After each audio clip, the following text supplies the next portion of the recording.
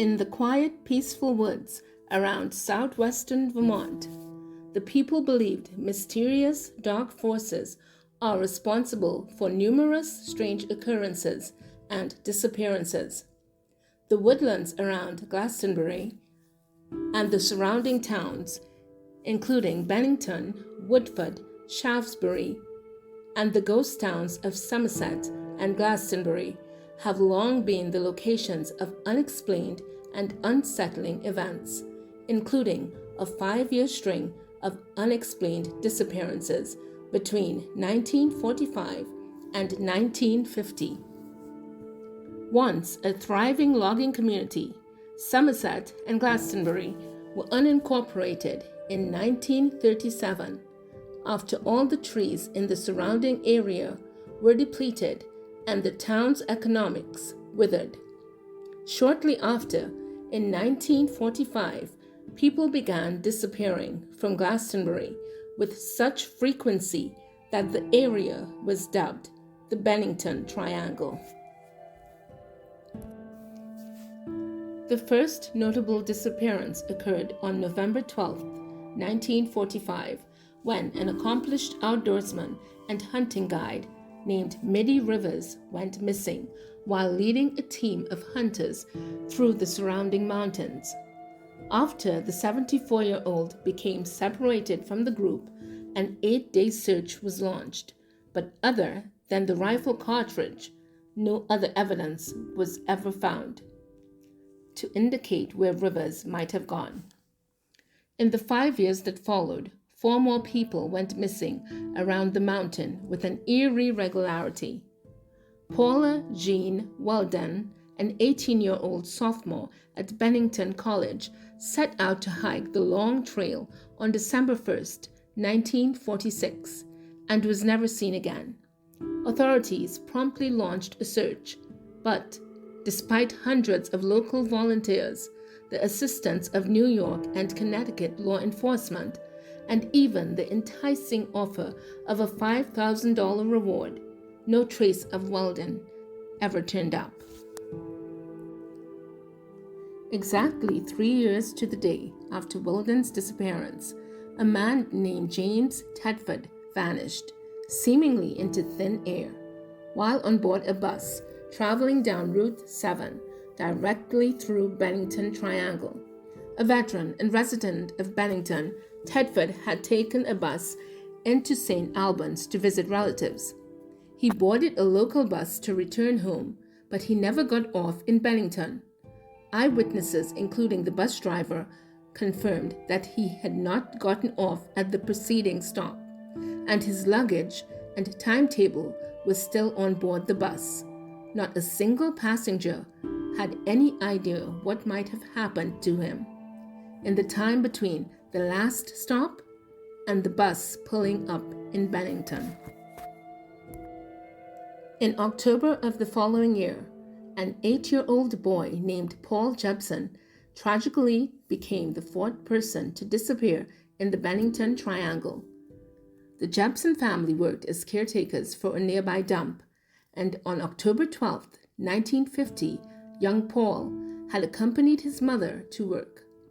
He waited in the family's pickup truck while she went out to feed the pigs, but when his mother returned to the truck about an hour later, he was gone. A search party was started immediately, with hundreds of volunteers combing the area for any sign of the boy. A bloodhound was able to track Jepson's scent to a nearby highway, but from there, the trail went cold. While some believe this was evidence of an automobile kidnapping, others suspect the parents of foul play. Jepson's father believed the cause of his son's disappearance was something more mysterious. He told the Albany Times that the lure of the mountains had called his son to them.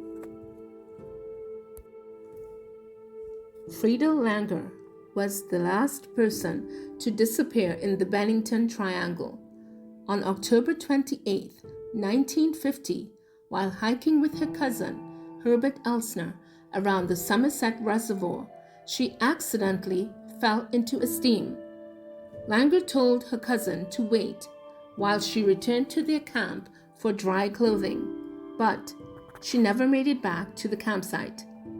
For 2 weeks, over 300 people searched extensively the entire area on foot and by air with helicopters, but they could find no trace of her.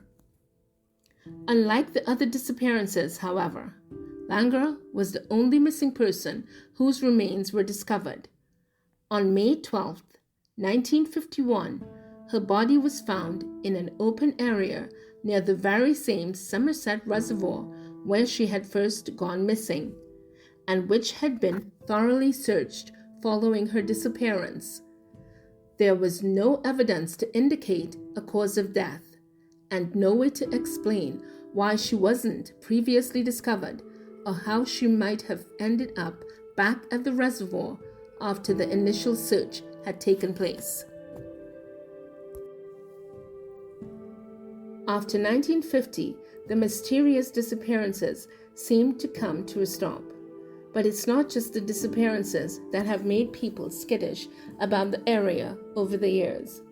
As far back as the 19th century, the forests surrounding Glastonbury Mountains have been a common location for reported Bigfoot sightings and other unexplained paranormal events. In the early 1800s, stranded stagecoach passengers reported being attacked by a huge, hairy creature that stood over 6 feet tall. Recurring sightings of the Bigfoot-like monster became so common that locals dubbed the creature the Bennington Monster. Glastonbury Mountains have also been the site of many reported UFO sightings and unexplained lights through the years. According to residents of the area, a Native American curse is one of the possible explanations people have given for these strange disappearances.